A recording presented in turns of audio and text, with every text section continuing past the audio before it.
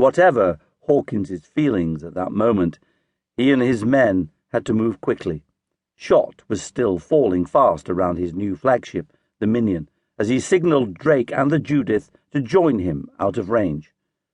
As they sailed into the gathering dusk, the sound of gunshots died away, while the burning fireship lit up the western sky behind them. No other Spaniards followed them. They had clearly had enough of battle with Hawkins, and so, finally out of sight of San Juan de Ulua, Hawkins and Drake were able to drop anchor in the dark and assess their losses. Hawkins had begun the day with 6 ships. He now had 2. Of his 300 men, he had lost more than a third. It was true that he had given nearly as well as he had gotten, and sent the Spaniards 2 proud flagships to the bottom. He had escaped the trap they had elaborately set for him, including the fireship. But escape had cost him dearly, in blood, ships, and, thinking of the silver he had been forced to abandon on the Jesus, treasure. Yet no grief at his losses could equal the rage he felt at having been deceived and betrayed. The Spaniards had given their word, and then played him false. Somehow, some way, he would make them pay. In the morning, he had one more nasty shock. The Judith was gone.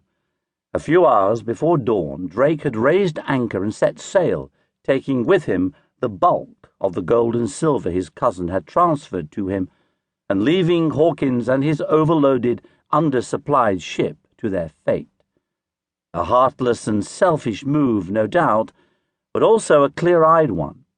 The Judith, escorting the wounded and clumsy Minion, might make it home to England. The Judith alone almost certainly would. Here, in 1568, on his first command, Francis Drake revealed himself as he would be for the rest of his career, a smart, bold, ruthless bastard. Hawkins may have cursed Drake's name and his own bad luck, but he also knew that whatever had befallen him and his men up to this point, worse was almost certainly going to come. No coastline port or island in the Caribbean was now safe. The Minion would have to sail directly for Europe without stopping for supplies, even though she was woefully short of food and water. When they learned this, almost half his crew, including Job Hartop, told him they wanted to be left behind on the coast to take their chances with the Spanish or the natives, rather than live on boiled leather on the voyage home. Hawkins didn't mind. It lessened the number of men he would have to feed, and contemplating the coming trip, he could hardly blame them. The Atlantic crossing took 3 months. Hawkins had to deal with starvation, storms, and mutiny. His men ate every living thing they could find on the ship, pigs, dogs, rats, and parrots, until they got down to chewing on pieces of oxhide and leather gloves.